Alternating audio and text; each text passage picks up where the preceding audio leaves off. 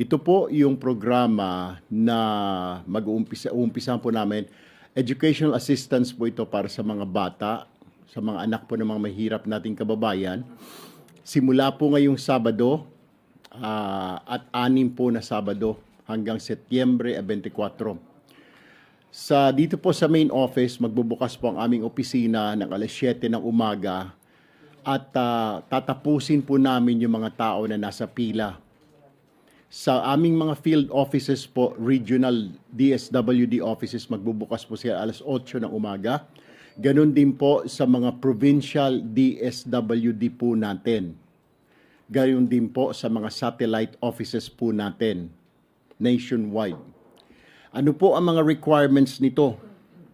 Ang kailangan lamang po ng bata or ng magulang na dadalhin sa DSWD office ay ang enrollment certificate at ang